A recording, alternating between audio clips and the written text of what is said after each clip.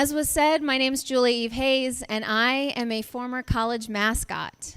Thank you so much. It was on my Bumble profile. I'm a former college mascot. I went to Rowan University in southern New Jersey, and their mascot is called the Prof, which is basically an owl. It's kind of like a ripoff of Temple University across the river, a more popular college. So they sent out an email to the entire student body, like 10,000 plus people, like, we're looking for the next mascot. And I'm the type of person to say yes to most things within reason. And I was like, that sounds hilarious. I want to do this. So I wrote this like very impassioned essay about school spirit. Like, I love dancing. I like marching band music. I'm going to do this school proud. And then I got an email back like, there is no one else interested in doing this. Absolutely, you can do this. Like, no one else wanted this responsibility. So I took on the Prof, which was a giant owl costume made for a guy who's like 6'1". It's like a big owl head, a fluffy body, a vest underneath that kind of makes you look a little more bulky, big fluffy hands with 4 fingers on it, tights, and then big, comically large sneakers. And I would wear it and dance around at football games and orientations at school and different school events and just have a great time. And my only goal was like just to never face plant and end up as like a blooper on SportsCenter for the rest of my life.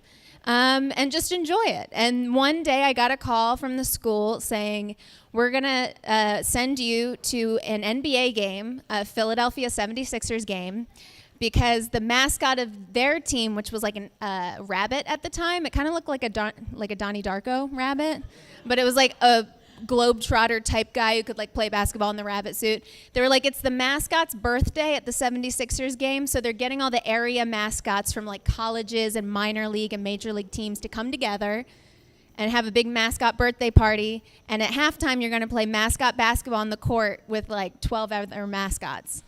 Are you interested?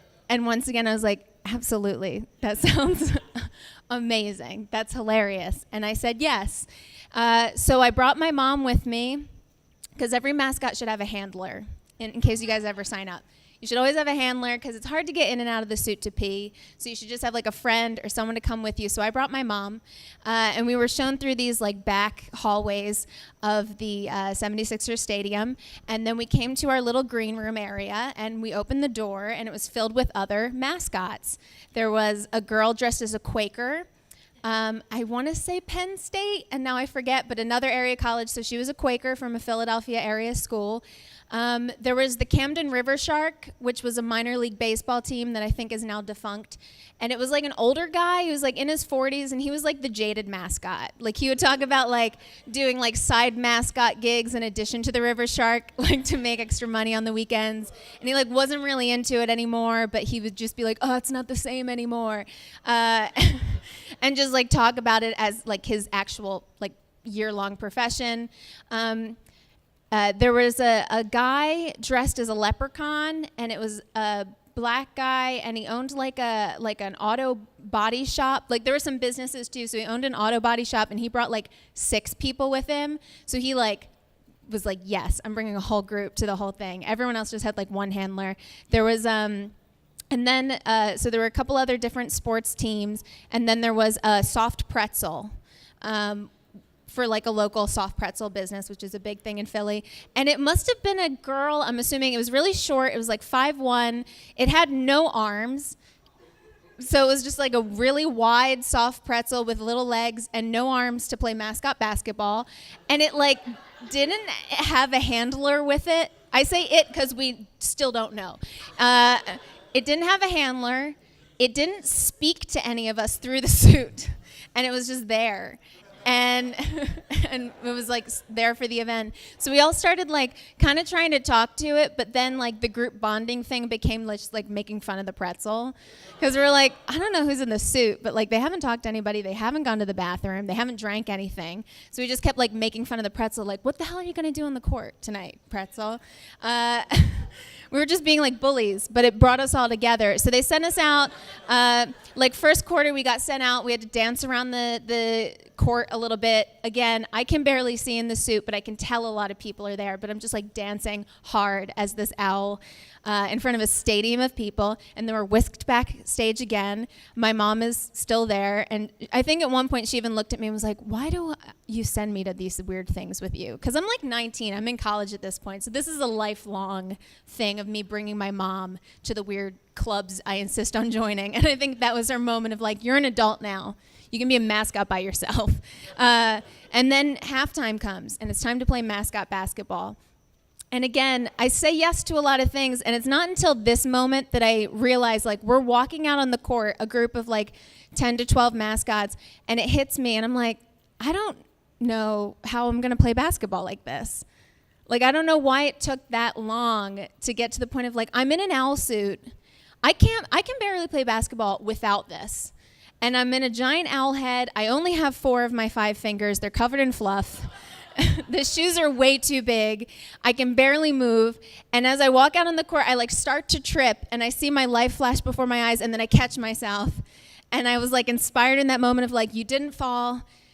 Just fake it for like the halftime amount of time and just run around and dance and look goofy, which I start to do. And I'm just like dancing around the court while the music's playing. The only mascot that can participate, obviously, is the rabbit, because he's like an aspiring globetrotter. He's an actual basketball player. And the rest of us are just running around chaotically. Then the pretzel sets like a baller pick. And like, because it's like 4 feet wide. So the pretzel like plants itself in front of the court and like a player just runs into the pretzel and gets kicked, like knocked on their ass. And I was like, yes, I'm the one that didn't fall down. But also I was like, pretzel's good at basketball. Like the pretzel's like stepping up to the plate in this game right now. And I've got nothing going on. So I'm just running around and I'm still trying to just like dance and wave to fans who are drunk and not paying attention. And then halftime ends and we walk back into our little green room area and everyone's starting to like, you know, leave and disappear and say like, oh, good job. Like everyone did okay. The leprechaun guy asked us to go out for drinks, and we're like, I'm 19 and I'm with my mom, so no, but thank you, this was fun. And then we're all looking around and we're like, where's the pretzel?